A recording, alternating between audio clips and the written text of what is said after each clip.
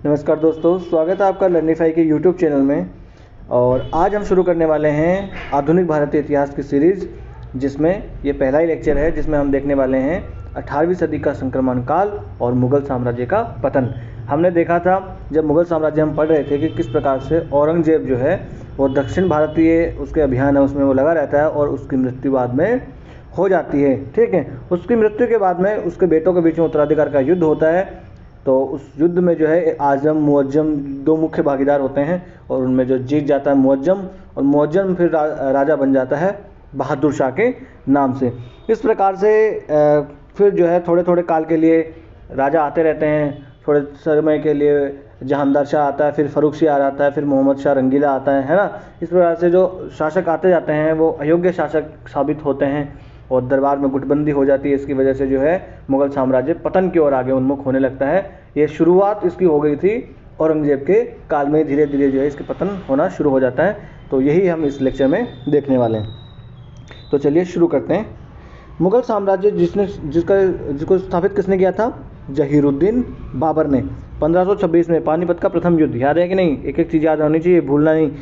तो बाबर ने 1526 में पानीपत का प्रथम युद्ध लड़के जीता था और इब्राहिम लोदी को हराया था और भारत में मुग़ल साम्राज्य की स्थापना की थी। उसके बाद में आया था हुमायूं, हुमायूं के बाद अकबर, अकबर के बाद जहांगीर, जहांगीर के बाद शाहजहाँ और शाहजहाँ के बाद में औरंगज़ेब, है ना। और जिसे अकबर जो था उसके काल में बहुत ज़्यादा ख्याति प्राप्त हो गई थी और उसका अंतिम महान बादशाह कौन हुआ? औरंगज़ेब, है ना। तो इसका अंतिम महान बादशाह हुआ औरंगज़ेब।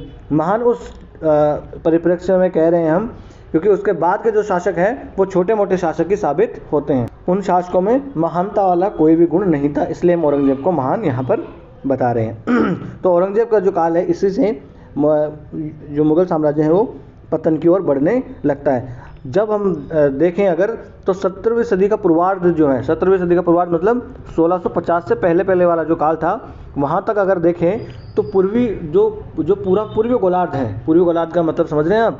मैंने आपको जब ज्योग्राफी पढ़ाई थी तब भी बताया था, पूर्वी गोलार्ध और पश्चिमी गोलार्ध जो होता है। तो पूर्वी गोलार्ध जो है उसका अगर देखा जाए तो एक बहुत बड़ी शक्ति हुआ करती थी मुग़ल साम्राज्य तब 1650 तक, है ना, यानी 17वीं सदी के पूर्वार्ध में। परंतु धीरे धीरे जो है वो शक्ति हुआ करती थी वो धीरे धीरे उसका पतन होने लग जाता है। अब कुछ इतिहासकार जो है वो इसके लिए किसे उत्तरदायी ठहराते हैं कि औरंगजेब की जो विभाजनकारी नीतियाँ थी ना उसे वो दोषी ठहराते हैं। औरंगजेब की कौन सी विभाजनकारी नीतियाँ? देखिए, एक तो वो जो हिंदू राजा वगैरह थे उनके जो शासन संबंधी उनके अधिकार हुआ करते थे, उत्तराधिकार के अधिकार, उनमें वो ज़्यादा हस्तक्षेप करने लगा था। फिर वो धर्मांध नीतियाँ उसने अपनाई थी बहुत सारी। फिर वो जब देखा जाए तो वो दक्षिण भारत में ही ज़्यादा लगा हुआ था, जहाँ से उसको ज़्यादा कोई लाभ नहीं हो पाया, इसलिए उसकी नीतियों को ही जिम्मेदार बताते हैं कुछ तो जो इतिहासकार होते हैं वो। ठीक है, जैसे कि दक्षिण भारत में जो बीजापुर और गोलकुंडा है और फिर मराठे हैं, इनके विरुद्ध वो लगातार युद्ध करता रहता है और जो महत्वपूर्ण जो भाग होता है कोष का उसको वो उधर ही लुटाता रहता है। तो इस प्रकार की जो वो नादानी पूर्वक नीतियाँ अपनाता ना, उसकी वजह से इसका पतन जो है होना शुरू हो जाता है। ठीक है, परंतु कुछ इतिहासकार जो है वो ऐसा कहते हैं कि मुग़ल जो साम्राज्य का पतन जो हुआ वो कोई किसी की एक राजा की विशेष नीति की वजह से नहीं हुआ, बल्कि वो मुग़ल साम्राज्य में जो संस्थाएं हुआ करती थी उन संस्थाओं में के कमजोरी की वजह से हुआ, है ना। वो संस्थाएं ही कमज़ोर हो गई थी, जो व्यवस्थाएं बनी हुई थी दरबार में, वो व्यवस्थाओं और वो संस्थाओं के कमज़ोर होने की वजह से ही मुग़ल साम्राज्य का पतन धीरे धीरे होना शुरू हो गया। ठीक है, अब अगर देखा जाए तो ये तो सब मानेंगे फिर भी कि इसकी पतन की शुरुआत कब से हुई कि औरंगजेब के काल से ही इसकी पतन की शुरुआत हो जाती है। मुग़ल साम्राज्य के पतन की शुरुआत औरंगजेब के काल से ही हो जाती है। इसमें देखिए किस किस का चीज़ों ने महत्वपूर्ण भूमिका दी भाई।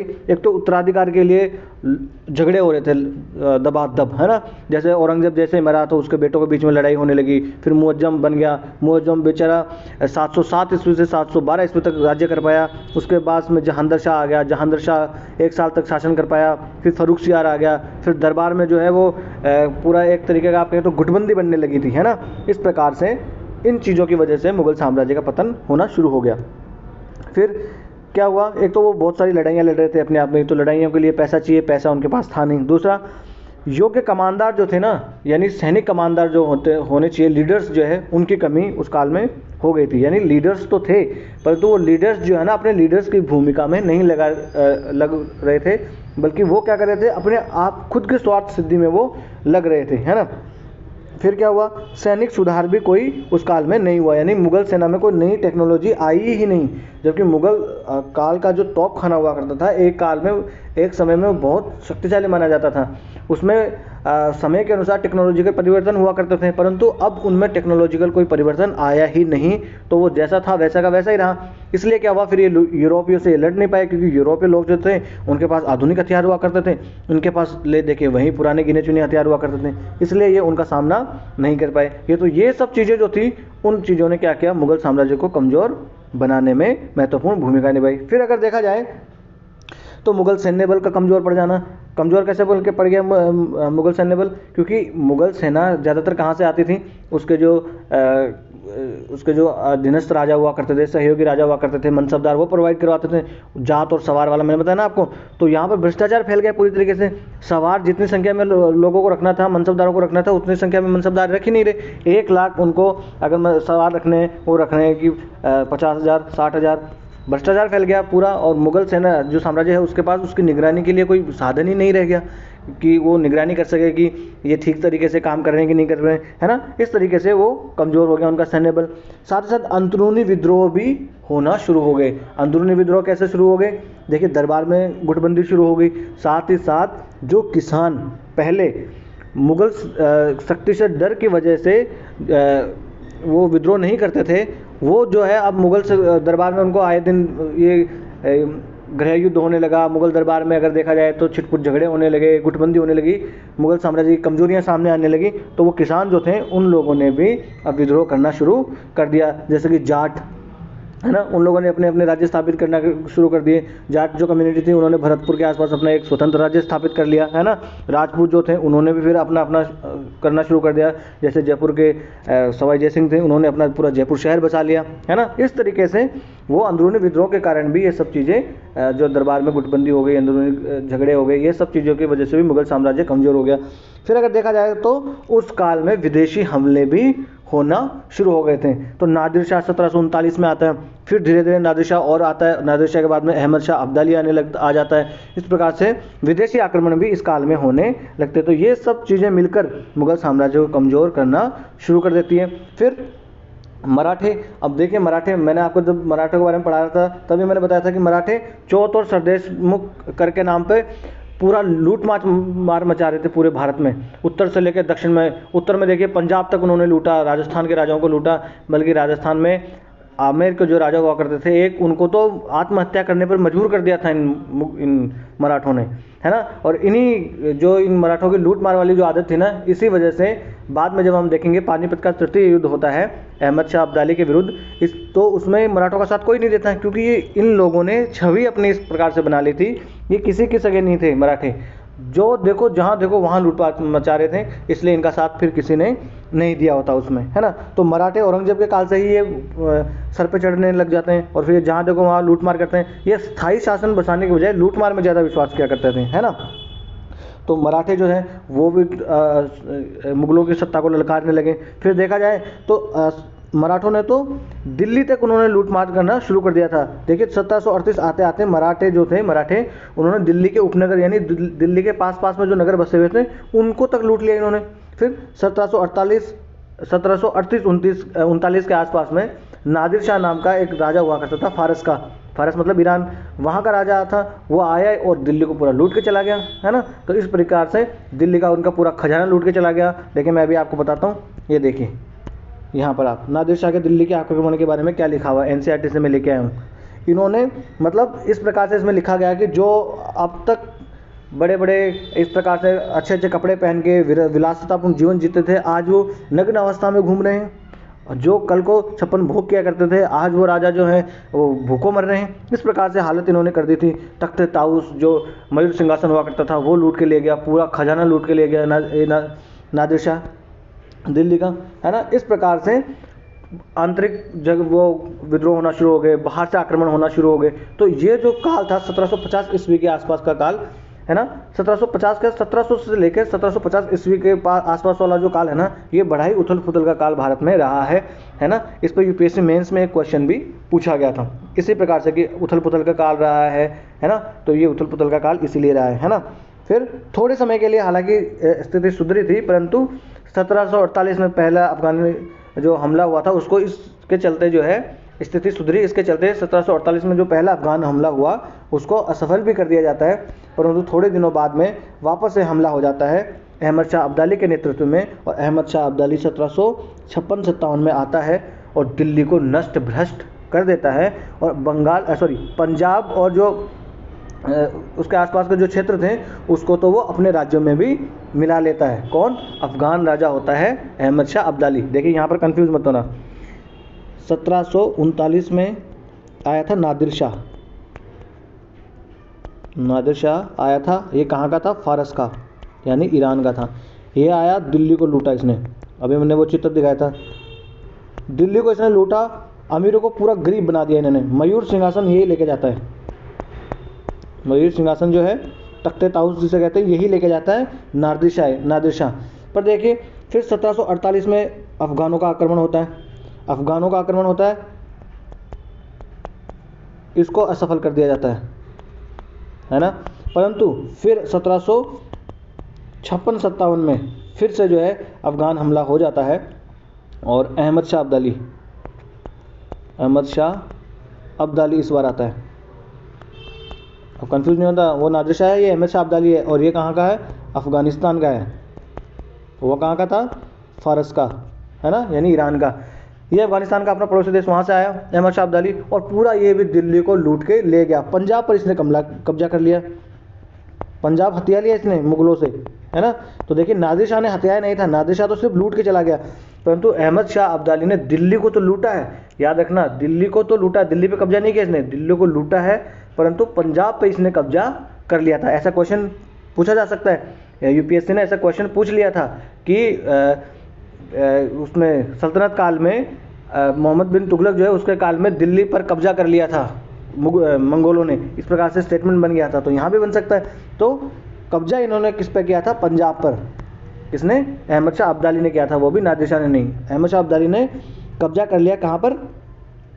जो पंजाब है वहाँ पर इसने कब्जा कर लिया और दिल्ली को इसने लूटा खूब। इस प्रकार से मराठों की सहायता से इनको भगाना पड़ गया था। देखिए मुगलों को, यानी भारत के जो सम्राट हुआ करता था पूरा, उस सम्राट को सहायता किससे लेनी पड़ रही है? जो क्षेत्रीय शक्ति हैं उनसे सहायता लेनी पड़ रही है। इतनी निसहाय, इतनी असहाय अवस्था में आ गया है अब दिल्ली का दरबार और दिल्ली का तख्त, समझ रहे हैं आप। इस प्रकार से फिर 1761 में पानीपत की लड़ाई होती है और उस पानीपत की लड़ाई में जो मराठे अब तक मुगलों का साथ दे रहे थे, अब जो मुगलों का साथ से इनको भगाया गया वापस, उन मराठों को भी हरा दिया जाता है अब 1761 की पानीपत की तृतीय पानीपत के युद्ध में। अब देखिए मैं आपको यहाँ बताता हूँ, 1761 में होता है तृतीय पानीपत का युद्ध। तृतीय पानीपत का युद्ध होता है, एक तरफ होते हैं मराठे वर्सेस अहमद शाह अब्दाली।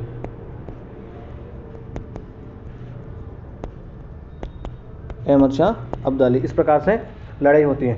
अब मराठों ने देखिए इस युद्ध में भारत के तमाम राजाओं से संपर्क किया कि आप हमारी तरफ से लड़ो, है ना।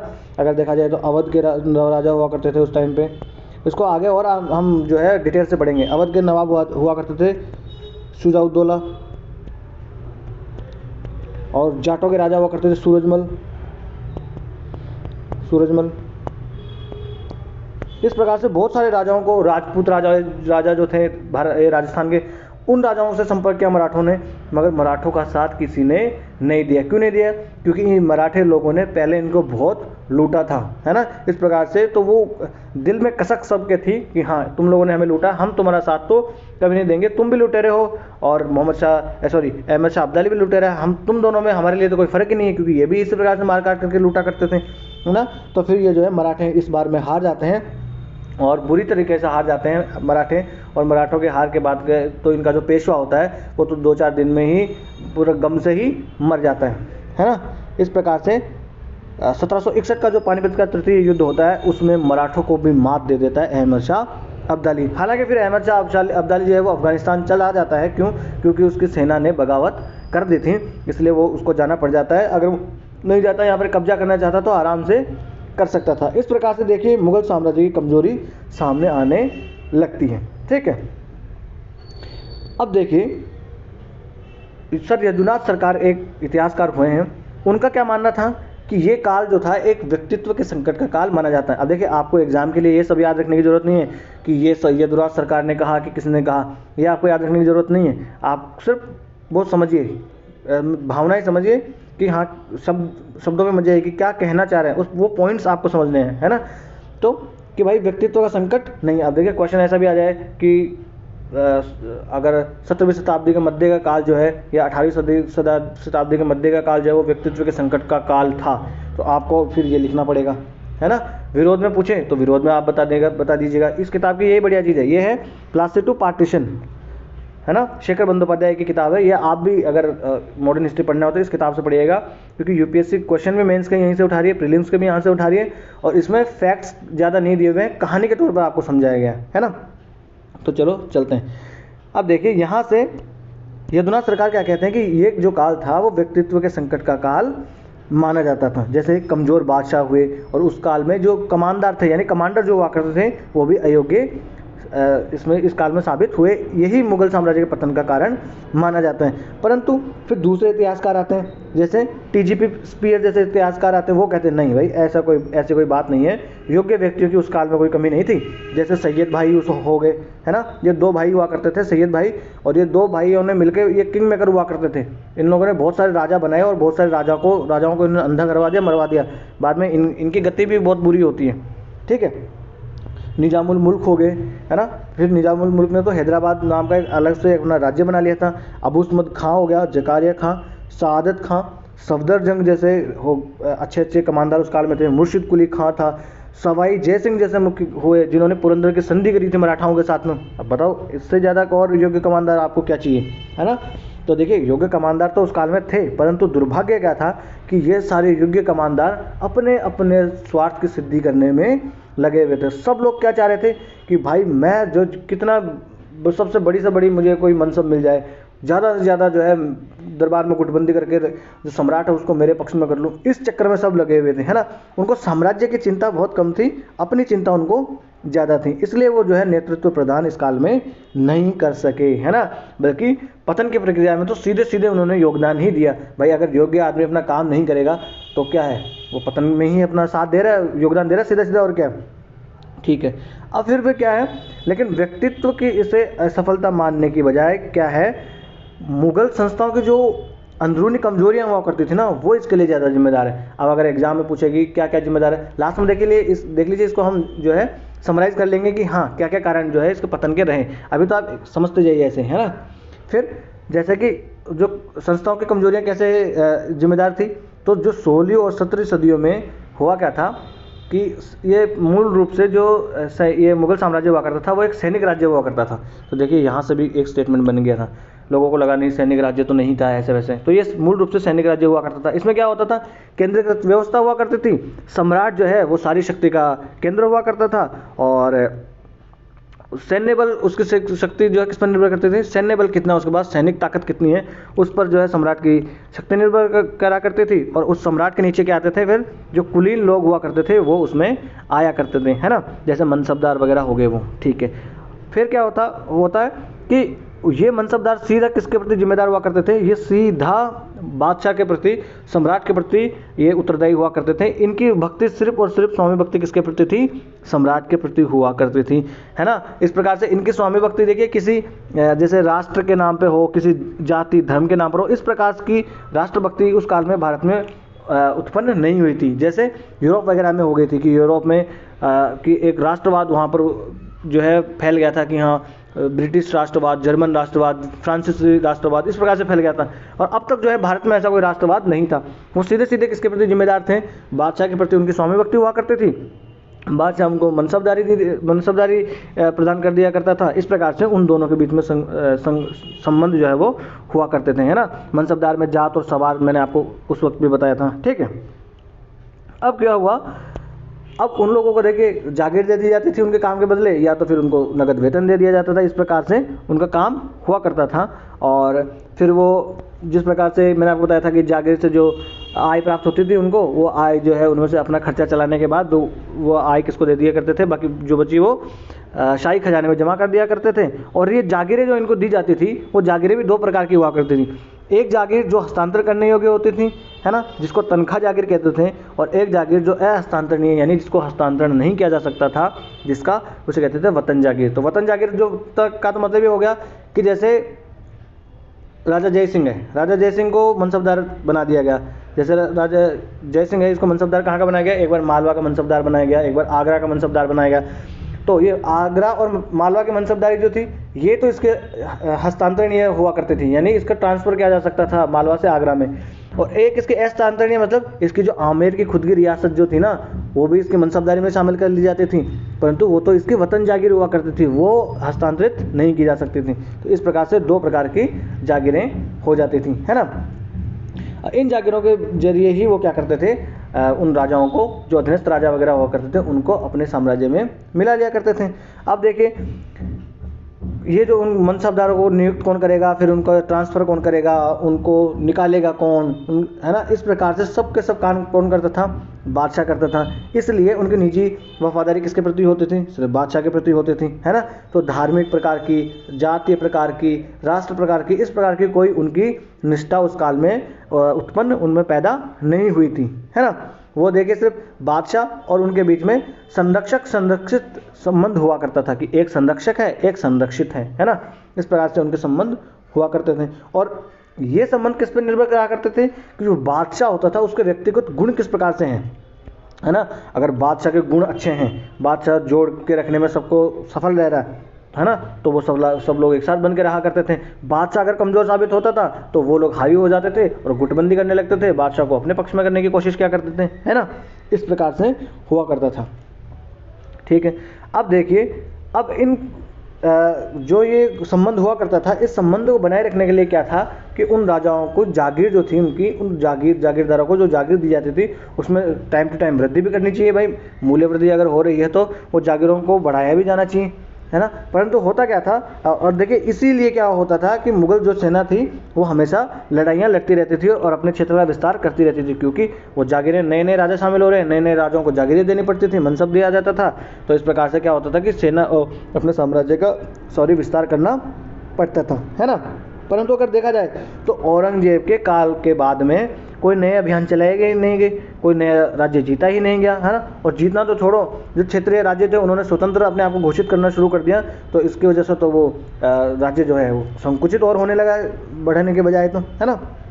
इसकी वजह से क्या हुआ, जो इनके बीच में जो संबंध हुआ करते थे वो संबंध जो है अब कमज़ोर पड़ जाते हैं, क्योंकि राजा जब मनसब देगा ही नहीं तो फिर मनसबदार उसके प्रति वफादार कहाँ से रह जाएगा, है ना। इस प्रकार से इन दोनों के बीच के जो संबंध हुआ करते थे वो संबंध जो है वो धीरे धीरे कमज़ोर होना शुरू हो गए, है ना।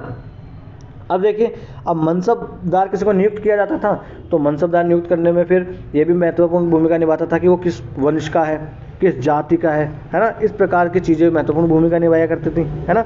और जो मुगल कुलीन दरबार हुआ करता था, उस कुलीन दरबार में बहुत सारे लोग बाहरी हुआ करते थे, जो मध्य एशिया वगैरह से आए थे, है ना। और कुछ लोग ऐसे थे जो भारत के ही हुआ करते थे। तो उसमें अगर देखा जाए तो तुरानी गुट हो गया, एक ईरानी गुट हो गया। तुरानी जो मतलब तुर्की से थे, ईरानी जो थे वो जो ईरान वाले, फारस वाले क्षेत्र से हुआ करते थे। फिर कुछ भारत के लोग जो हुआ करते थे, जो उन्हें शेखजादे या भारतीय मुसलमान कहा करते थे, इस प्रकार से लोग हुआ करते थे, है ना। फिर उन लोगों में भी गुटबंदी हो जाया करती थी। कैसे, जैसे तुरानी जो लोग थे, तुरानी जो तुर्की वाले क्षेत्र वाले, वो सुन्नी हुआ करते थे, और जो ईरान वाले जो थे वो शिया हुआ करते थे। देखिए आज भी ईरान जो है वो शिया बहुल एक देश है, शिया मुस्लिमों का एक पंथ होता है, तो शिया बहुल देश है ईरान आज भी। तो वो शिया हुआ करते थे, और शिया और सुन्नी इनका तो काटे खून ना मिले, समझ रहे हैं आप बात। तो इन दोनों में फिर गुटबंदी हुआ करती थी। और भारतीय जो मुसलमान या शेखजादे जिन्हें कहा जाता था, उनको तो देखना पसंद नहीं करते थे ये लोग, उनको तो निकृष्ट मानते थे, अपने से नीचा मानते थे ये लोग। तो इस प्रकार से दरबार में गुटबंदी होना शुरू हो जाती है ना। अब देखिए ये तो हो गया धीरे धीरे। फिर क्या था, हिंदुओं में जो राजपूत और मराठे लोग हुआ करते थे वो भी कुलीन वर्ग में शामिल उनको कर लिया गया था, ठीक है। फिर जो 2 दक्कनी राज्य जीता था उन्होंने औरंगजेब के काल में, गोलकुंडा और बीजापुर, उनके भी जो कुछ कुलीन थे उनको भी फिर उनको दरबार में शामिल करना पड़ गया, है ना। इस प्रकार से देखिए इनके पास कुलीन लोग तो हो गए बहुत सारे, है ना। और फिर अलग अलग ये पृष्ठभूमि वाले कुलीन हो गए। तो इन कुलीनों के बीच में देखिए आपसी शत्रुता और प्रतिस्पर्धा इनमें बढ़ गई, है ना। भाई कंपटीशन शुरू हो गया कि मुझे सबसे ज़्यादा अच्छा मनसब मिले, जो सम्राट है उसका मेरे साथ ज़्यादा अच्छे संबंध रहे, है ना।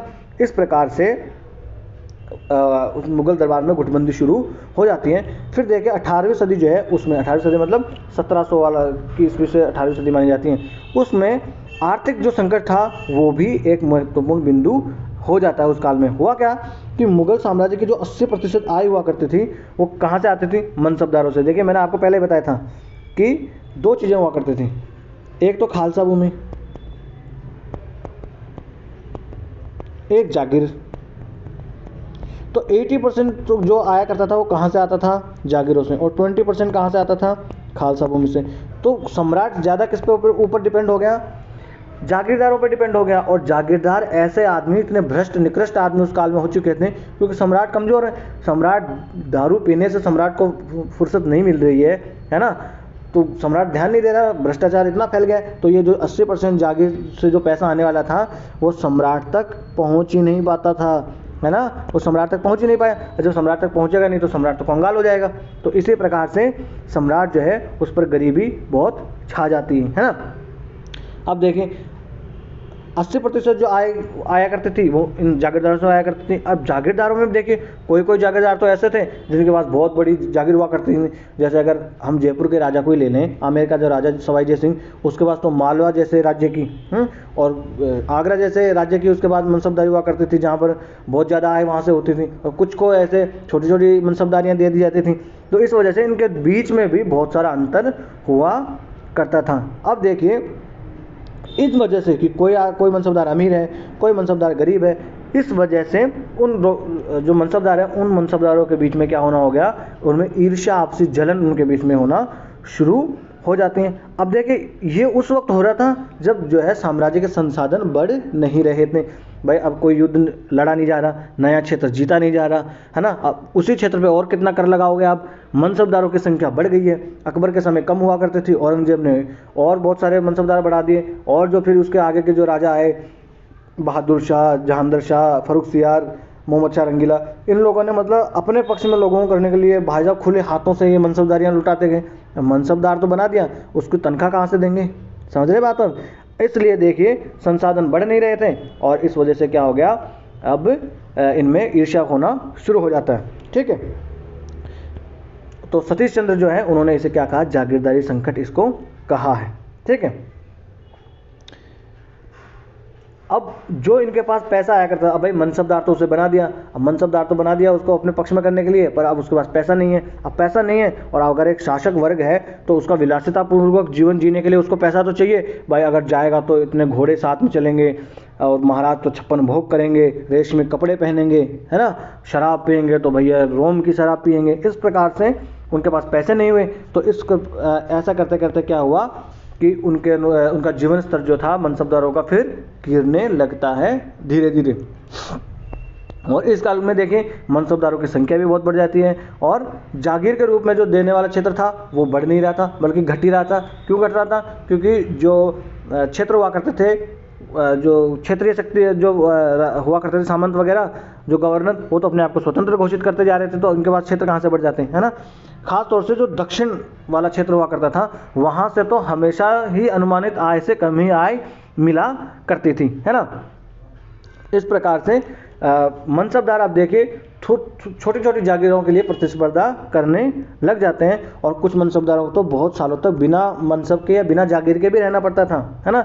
और इस प्रकार से उनकी कोई गारंटी भी नहीं थी कि एक बार उनको मनसब मिल गई तो फिर उनका ट्रांसफ़र नहीं होगा, बहुत जल्दी ट्रांसफ़र कर दिया जाता था, है ना। इस प्रकार से अब देखिए उसको असुरक्षा की भावना पैदा होगी, भाई मैं तो चलो बन गया मनसबदार आज, अब मुझे पता नहीं कि मैं 2 साल के लिए मनसबदार हूँ कि 5 साल के लिए मनसबदार हूँ। अब वो क्या करेगा, अपने मनसब जो जागीर है उस क्षेत्र में क्या करेगा, वो अब ना तो कृषि पे ध्यान देगा, ना कोई सुधार करने पे ध्यान देगा। वो तो चाहेगा कि भाई मैं जितना हो सका उतना लूट लूँ। तो इस प्रकार से जनता का शोषण भी इस काल में बहुत हुआ।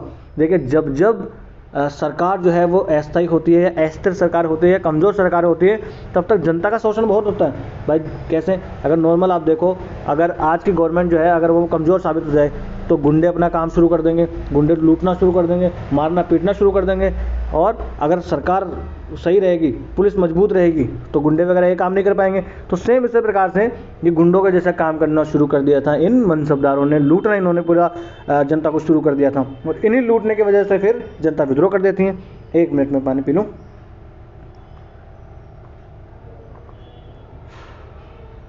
है ना। तो इस प्रकार से देखिए, वो अब लूटना फूटना इस काल में शुरू हो जाता है। ठीक है।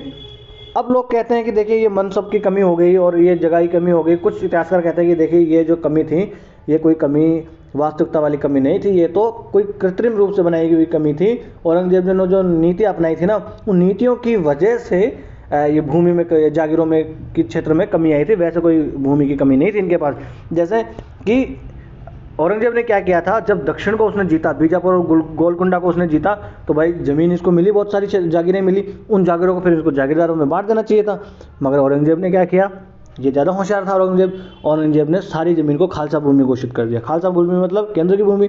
और उस भूमि से जो पैसा आता था वो युद्ध लड़ने में इसने गंवा दिया। पूरा दक्षिण अभियान में इसने बहुत सारा पैसा गंवाया था औरंगजेब ने। तो इसकी नीतियों की वजह से ऐसा हुआ, कुछ इतिहासकार ऐसा कहते हैं। है ना। अब चलते हैं आगे। ठीक है। इसलिए देखिए ये क्या करता गया, जो नए नए क्षेत्र जीते उनको, उन क्षेत्रों को ये क्या कर लिया, खालसा भूमि में शामिल करता गया। इसलिए ये संकट जो है इसको माना जाता है कृत्रिम संकट, इसको कहा जाता है। अब सतीश चंद्र जो इतिहासकार है वो भी कहते हैं कि देखिए दक्कन तो हमेशा घाटे वाला क्षेत्र ही था। भाई इतिहासकार ये तर्क देते हैं कि दक्कन में घाटा इनको हो रहा था, तो भाई दक्कन में तो पहले से ही इनको घाटा हो रहा था, तो अब नया घाटा थोड़ी हो रहा था कि इसकी दक्कन की वजह से इनको कमी आ गई। वो तो औरंगजेब की नीतियों की वजह से जो है इनको कमी आई थी। ठीक है।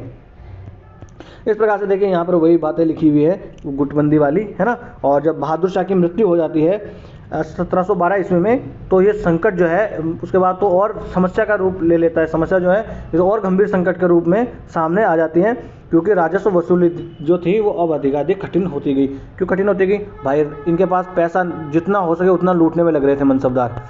50% टैक्स, 60%, 70% टैक्स लगाते जा रहे। अब 70% यार जनता कहाँ से दे देगी। बारिश हो नहीं रही है और हमारी खेती जो है वो पूरी वर्षा पे आधारित है, अकाल पे अकाल पड़े जा रहे हैं, और तुम भाई साहब जनता को लूटने में लगे पड़े हो, तो कहाँ से इनकी वसूली हो जाएगी। तो ये पूरा एकदम संकट का रूप उस काल में लेना शुरू हो जाता है ना। फिर देखिए जहांगीर शाह और फर्रुखसियार के काल में, तो जहांगीर शाह जो है वो 1712 से लेकर 1713 ईस्वी तक राजा रहता है, और 1707 में जब औरंगजेब मरता है उससे लेकर 1712 ईस्वी तक राजा कौन रहता है, बहादुर शाह रहता है। और 1712 से 13 तक तो जहांगीर शाह 1 साल तक राजा रहता है। उसके बाद फर्रुखसियार आता है, 1713 से लेकर 1719 साल तक ये राजा रहता है। फिर देखें मोहम्मद शाह के काल में, हालांकि जो 1719 से 1748 ईस्वी तक इसका राज्यकाल रहता है, मोहम्मद शाह रंगीला। अब देखिए मोहम्मद शाह रंगीला की आपको मैं बात बताता हूँ। ये मुग़ल बादशाह जो थे इस प्रकार से आने लगे थे। एक ज़माने आप देखिए कहाँ बाबर है, महान इतना राजा, इतना बड़ा एकदम ब्लड के दम पे राज्य स्थापित करने वाला, अकबर कितना बड़ा राजा, जहांगीर, शाहजहाँ, और अब बाद में राजा कैसे आ गए, मोहम्मद शाह रंगीला जैसे राजा। इसको रंगीला क्यों कहा जाता है, इसके शो कैसे रंगीले थे। लिपस्टिक लगा के दरबार में आ जाता था, बाल लगा के, लिविग लगा के, और कभी कभी तो ऐसे कहते कि दरबार में नंगा आ जाता था, और कहते था दरबार में आके कहता था कि बताओ हम कैसे लग रहे हैं, अब बताओ नंगा आदमी कैसा लगेगा।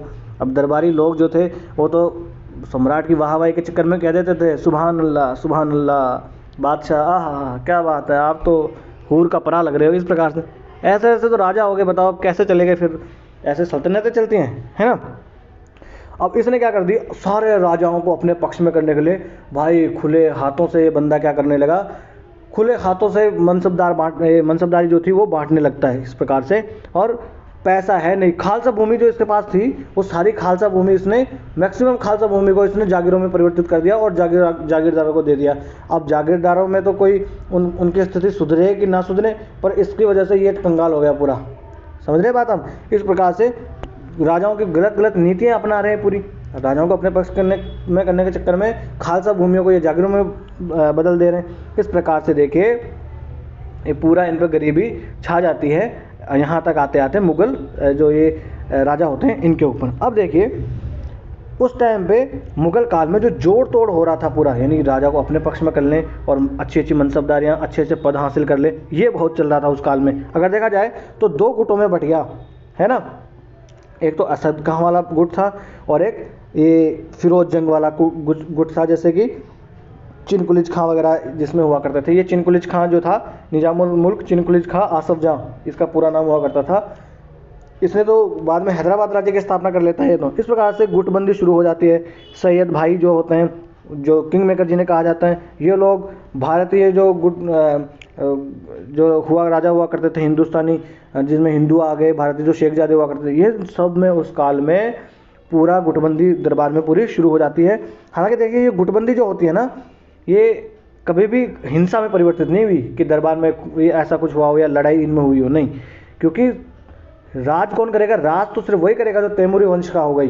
बस उस तैमूरी वंश के राजा को अपने पक्ष में कर ले। भाई राजा को पैग बना के दे दो कि सम्राट आप तो ये करो, पैग लगाओ और चकना खाओ और मस्त मज़े करो। ये इधर नर्तकी है, नाच देखो, डांस देखो, आप मज़े करो, मैं सब संभाल लूँगा, भाई आपका सब देख लेगा। इस प्रकार से उसका बारे में काम चल रहा था।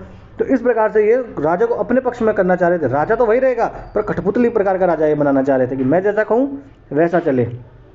समझ रहे हैं आप, है ना। इस प्रकार से गुटबंदी दरबार में शुरू हो जाती है। और फिर देखिए इस गुटबंदी की वजह से कुछ अच्छे लोग भी होते हैं, कमानदार होते हैं, वो भी यहाँ से निराश होकर चले जाते हैं और सोचते हैं कि यार इससे बढ़िया तो एक काम करते हैं, अपना नया ही कोई राज्य बना लेते हैं। इस प्रकार से देखिए अवध ने अपना बना लिया, बंगाल में अपना राज्य स्थापित कर लेते हैं, रुहेलखंड में एक राज्य स्थापित हो जाता है। वो आगे पढ़ेंगे ये भी हम अलग अलग।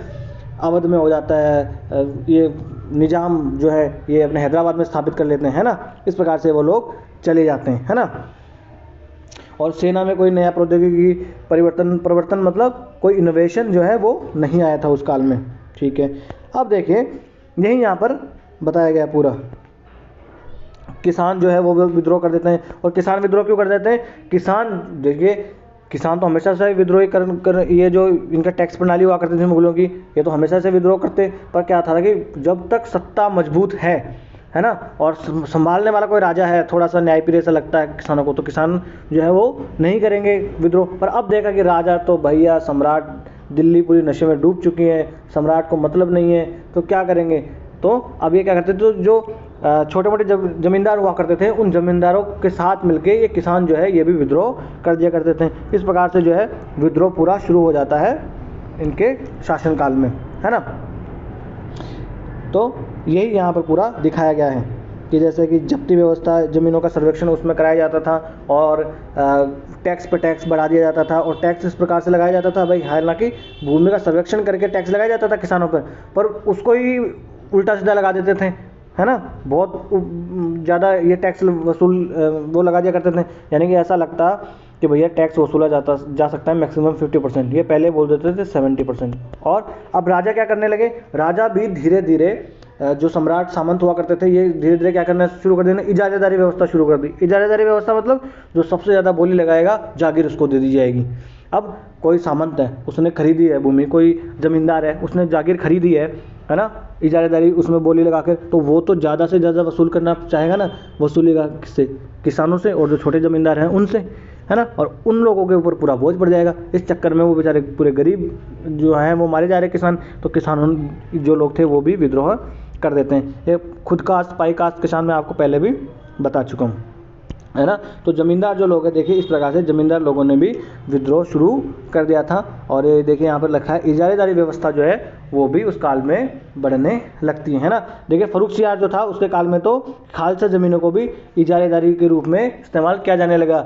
खालसा भूमि में कोई भाई जो बोली लगाएगा वो खालसा भूमि ले लो, मेरी तो हिम्मत नहीं है, मैं तो अपना पीने में ध्यान दे रहा हूँ। इस प्रकार के राजा हो गए थे, ठीक है। यही पूरा यहाँ पर लिखा हुआ है। इसी प्रकार से अगर देखा जाए तो जो क्षेत्रीय राजा जो शक्तियाँ हुआ करती थी, उन लोगों ने सर उठाना शुरू कर दिया था। जैसे कि उत्तर भारत में जाट किसानों ने, है ना, विद्रोह करना शुरू कर दिया। पंजाब में सिख विरोध शुरू हो जाता है। राजस्थान में राजपूत सरदार जो है वो पहले वफादार हुआ करते थे इनके, वो वफादारियाँ उन्होंने वापस ले ली। समझ रहे बात आप? इस प्रकार से सब तरफ से जो है यहाँ पर एक संकट की स्थिति पूरी आ जाती है। हालांकि देखिए ऐसा कहते हैं कि उस काल में संसाधनों की कमी हो गई थी, परंतु इसका अगर विपरीत तर्क देना हो तो ऐसा तर्क भी दिया जा सकता है कि देखिए उस काल में संसाधनों की कोई कमी नहीं हुआ करती थी। जैसे अतिरेक वाले, सरप्लस वाले भी जो है भाग हुआ करते थे, जैसे कि दक्कन में घाटा ही घाटा होता था। तो देखिए मुरादाबाद, बरेली, अवध और बनारस, ये वाला जो क्षेत्र था ये तो सरप्लस का क्षेत्र हुआ करता था, यहाँ तो अधिशेष मात्रा में उत्पादन हुआ करता था, है ना। बंगाल वाला क्षेत्र हो गया, वो एक अधिशेष वाला उत्पादन हुआ करता था।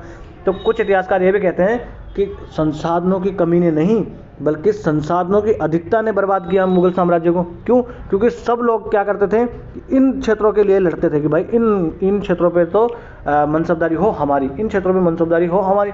इसलिए दरबार में वो गुटबंदी करते थे, राजा को अपनी तरफ मिलाने की कोशिश करते थे। इसलिए जो है दरबार में पूरा दरबार का माहौल ख़राब हो गया, है ना। जैसे रिसोर्स कर्स इसे कहते हैं। इकोनॉमिक सर्वे जो है अपना, इकोनॉमिक सर्वे इसे कहता है रिसोर्स कर्स। जैसे आपने झारखंड, पहले बिहार झारखंड एक ही था, उड़ीसा, सबसे ज़्यादा अपने कोयला, लोहा, ये कहाँ पाया जाता है? इनमें पाया जाता है। सबसे ज़्यादा मिनरल्स इन्हीं राज्यों में पाए जाते हैं, है ना। इस हिसाब से देखा जाए तो ये तो अमीर हो जाने चाहिए थे, पर ये अमीर हुए नहीं हुए, क्योंकि इनके पास जो रिसोर्स थे वो रिसोर्स ही इनकी जो मजबूती हुआ करती थी वही सबसे बड़ी कमजोरी इनकी साबित हो गई है ना। इस प्रकार जैसे कोई अमीर आदमी होता है, उसके पास बहुत सारा पैसा होता है, मगर उस पैसे के वजह से ही उसके बेटे जो है गलत रास्ते पर चले जाएं, क्योंकि अगर जिसके पास पैसा नहीं वो बेचारा काम में ध्यान देगा, काम करने में ध्यान देगा, और जिसके पास पैसा है बहुत सारा, उसके लड़के बेटे ऐसे बहुत सारे आपने भी उदाहरण देखे होंगे कि दारू पीने में लगे हैं और इधर उधर घूमने में लगे, है ना। तो वो रिसोर्स जो है वो रिसोर्स ही कर्स बन जाता है उसका, है ना। एक तरीके से वरदान के बजाय अभिशाप बन जाता है। तो कुछ लोगों ने ऐसा भी कहा कि जो है ये तो वरदान के बजाय एक अभिशाप जो है उसकी वजह से ये सब हुआ। समृद्ध तो उस काल में समृद्धि वगैरह तो हुआ करते थी, है ना, पैसा दौलत सब हुआ करते थे, तो ये विपरीत तर्क हो गया एक, है ना। इस प्रकार से जो अर्थव्यवस्था का मौद्रीकरण हो गया, मोनेटाइजेशन का मतलब होता है हर चीज़ अब पैसे में तोड़ने लगे। समझ रहे बात आप? इसकी वजह से भी कुछ अमीर हो गए, गरीब गरीब हो गए। इन सब चीज़ों की वजह से भी मुगल साम्राज्य का पतन होना शुरू हो जाता है। इस प्रकार से देखिए सब यहाँ पर यही लिखा हुआ है, एक बार आप शांति से बैठ के पढ़िएगा, है ना। हाँ, तो अब देखिए अगर पूरे को हम समराइज करें तो ये सब जो है मुगल साम्राज्य के पतन के कारण माने जा सकते हैं। वो सब एक बार आप पढ़ लीजिएगा ताकि आपके दिमाग में कंसेप्ट बन जाए, है ना। वो एक कहानी के तौर पर पूरा लिखा हुआ है। यहाँ पर देखिए मुगल अभिजात वर्ग के संगठन और चरित्र में अवनति आ जाती है। कैसे आ जाती है? मुगल अभिजात वर्ग में देखिए वो तुरानी, ईरानी गुट, ये सब में इनमें गुटबाजी शुरू हो जाती है ना। और वो एक योग्यता जिनमें हुआ करती थी वो तो अपने स्वार्थ में लग जाते हैं, साम्राज्य की किसी को चिंता ही नहीं है। फिर मुगल प्रशासन तथा सेना में क्षीणता आ जाती है, सेना में कोई नया नवाचार ही नहीं आता है, समझ रहे हो। और मनसबदार में मान लो मनसबदार में जात और सवार होते हैं ना, अब भाई इसको सवार रखने 50,000 और ये सवार रख रहा है मात्र 10,000, और युद्ध अगर हुआ तो वो 50,000 तो राजा सोचेगा मेरे पास 50,000 की सेना आएगी 10,000 की सिर्फ, है ना। इस प्रकार से सेना में नया कोई इनोवेशन, कोई परिवर्तन नहीं हुआ, है ना। और मुगल प्रशासन की भी कमजोरी आ गई। फिर बाह्य आक्रमण हो गया, पहले तो नादिर शाह का हो गया, ये सब लिख देना आप एग्जाम्पल में, नादिर शाह, फिर अहमद शाह अब्दाली। इस प्रकार से बाह्य आक्रमण होना। जागीरदारी का संकट आ गया, क्योंकि जागीरें जो है अब बढ़ नहीं रही थी, क्योंकि नए नए क्षेत्र नहीं जीते जा रहे थे, और उन जागीरों के चक्कर में जो है पूरा ईर्ष्या फैल गई उन जागीरदारों के बीच में। इसकी वजह से गुटबंदी होना शुरू हो गई। फिर अयोग्य उत्तराधिकारी आ गए, अयोग्य उत्तराधिकारी जहांगीर शाह, फर्रुखसियार, मोहम्मद शाह रंगीला, इस प्रकार के तो बताइए आप उत्तराधिकारी हो गए, जो दरबार में दारू पी के नंगे होके आ रहे हैं लिपस्टिक लगा के, और ये कह रहे हैं कि बताइए हम कैसा लग रहे हैं। ये ऐसे कोई उत्तराधिकारी होने चाहिए? उत्तराधिकारी होने चाहिए अकबर के जैसे, पूरे तलवार के दम पे भारत को पूरे अब उसमें अपने साम्राज्य में मिलाए। देखिए राजा राजा होना चाहिए, समझ रहे हैं आप बात, राजा राजा जैसा ही होना चाहिए, विद्वान विद्वान जैसा होना चाहिए, समझ रहे हैं आप। फिर मनसबदारी व्यवस्था में खामी आ गई। भाई मनसब जो है, अब किसी आदमी को तो बड़े बड़े मनसब दे दिए जा रहे हैं, किसी आदमी को छोटे छोटे मनसब दे दिए जा रहे हैं। फिर वो मनसबदार जो हैं वो अपना ही साम्राज्य स्थापित कर ले रहे हैं, जाके वहाँ पर, है ना। इस प्रकार से मनसबदारी में खामियां आ गई थी पूरी की पूरी, है ना। फिर औरंगजेब की नीतियाँ, औरंगजेब ने जो नीतियाँ अपनाई, कौन सी नीतियाँ अपनाई औरंगजेब ने? एक तो उसने धर्मांध नीतियाँ अपनाई, जिसके वजह से जो इसके 7 राजा हुआ करते थे, जैसे राजस्थान के राजा, वो इसके विरुद्ध हो गए, समझ रहे हैं आप बात। फिर इसने जो पैसा सारा आया दक्षिण के युद्ध में जीतने के बाद, गोलकुंडा बीजापुर, वो सारा पैसा उसने दक्षिण के अभियान में बर्बाद कर दिया और खालसा भूमि में शामिल कर लिया उस भूमि को, और जागीरदारों को वो जागीर नहीं दी, इसलिए जागीरें नहीं मिलने की वजह से जागीरदार जो है वो असंतुष्ट हो गए। फिर उत्तराधिकार का युद्ध, उत्तराधिकार के युद्ध में देखिए कितना खून खराबा होता है यहाँ पर।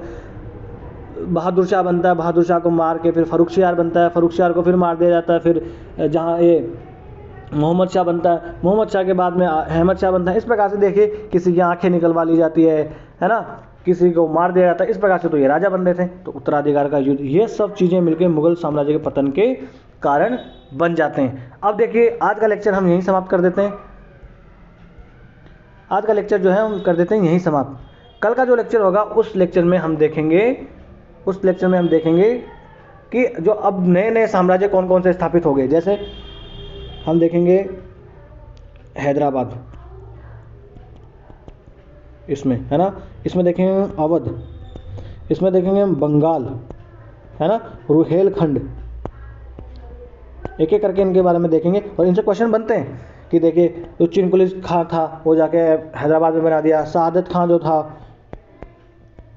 सआदत खां, ये आके इसने अपना अवध में एक नया राज्य स्थापित कर लिया। तो ये जो क्षेत्रीय राज्य उस काल में बन गए थे, वो क्षेत्रीय राज्यों के बारे में जानेंगे हम कल के लेक्चर में, है ना। अगर लेक्चर आपको अच्छा लगा हो तो आप जो है वीडियो को लाइक कीजिए और चैनल को सब्सक्राइब कर लीजिए। और अगर आपको कोई सलाह लेनी हो या कोई सलाह देनी हो कि सर आप ये थोड़ा सा इसमें बताइए या ये बताइए या आप ये ज़्यादा बता रहे हो या कुछ भी आपको लगता हो सलाह देनी हो, तो आप हमें कमेंट्स बुक्स में जो है आप लिखते रहिए। आप स्वागत है आपका इसके लिए। और इस लेक्चर की अगर आप PDF चाहिए आपको तो डिस्क्रिप्शन बॉक्स में जो है टेलीग्राम की लिंक है और वहाँ पर आप जाइए, टेलीग्राम ज्वाइन कर लीजिए, वहाँ पर इसकी PDF आपको मिल जाएगी। और बड़े ही लोकतांत्रिक ढंग से हम अपने इस छोटे से परिवार को आगे बढ़ाएंगे। नमस्ते, धन्यवाद।